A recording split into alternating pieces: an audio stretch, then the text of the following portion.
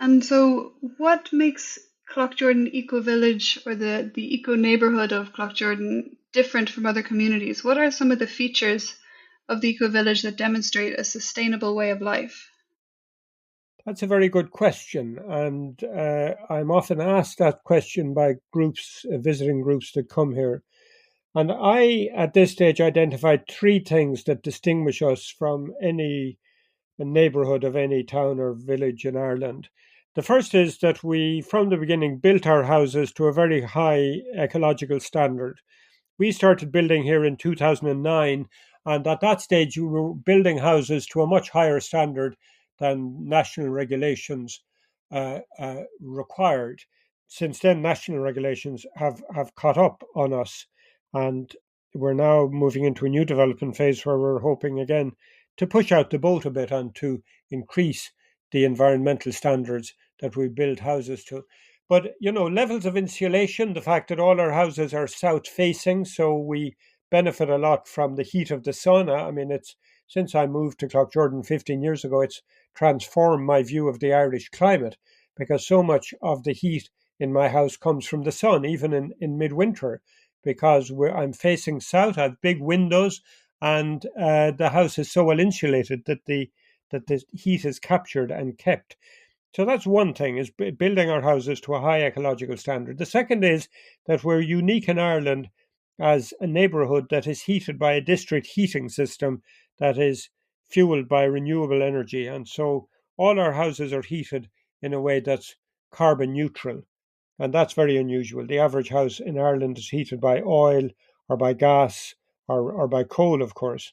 Um, and so it always seems to me that the I don't see why any housing estate in Ireland wouldn't have a district heating system fueled by renewable energy to heat all the houses, apart from giving us very, very comfortable houses at low cost and shielding us from the sorts of increasing risks to our heating supply that come from very sudden environmental disasters, like we had recently with Storm Éowyn.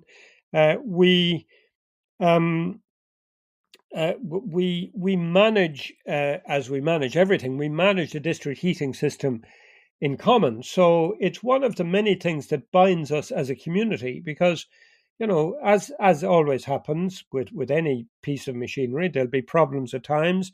We'll get an email from the team of volunteers from the Eco Village that look after the district heating system saying, oh, the boiler cut out last night. We're waiting for a part to come. You won't be getting hot water until that's fixed.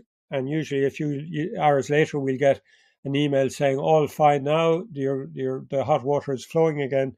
And we have big tanks in each of our houses that holds plenty of hot water that lasts for days and days.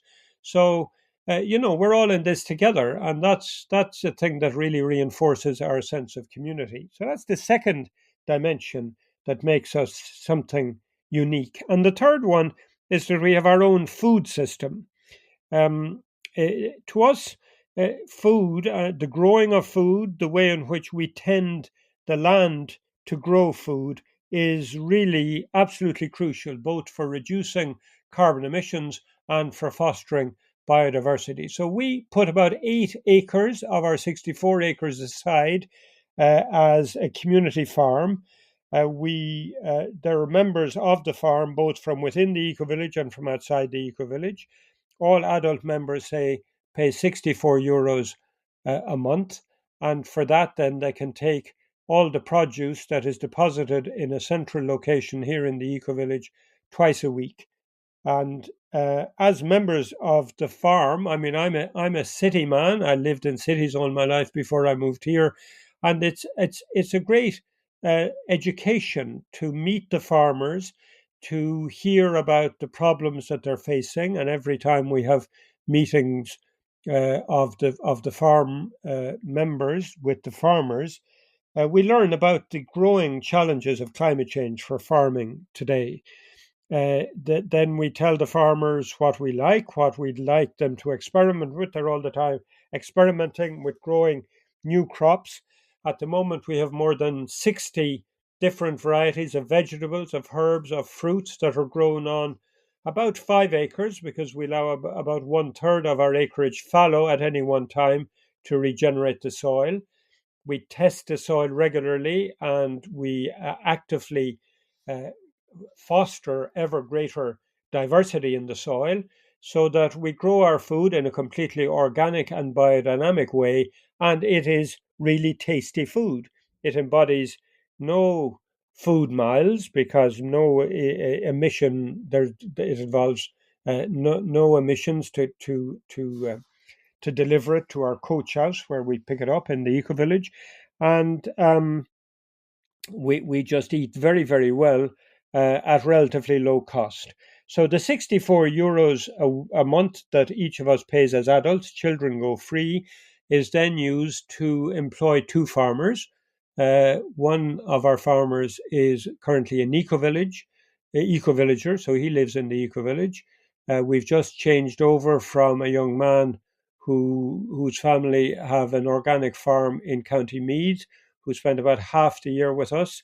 He's now gone back to his family farm, and we have a new young woman who's just started as our second farmer.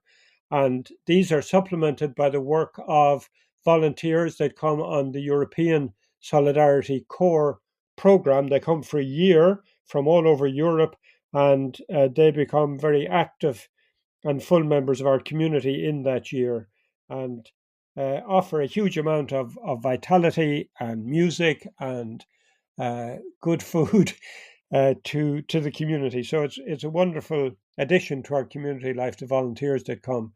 At the moment, we have four. Two had to leave recently for unexpected reasons, and so we'll supplement. So about 6 to 8 would be with us for a year at any one time.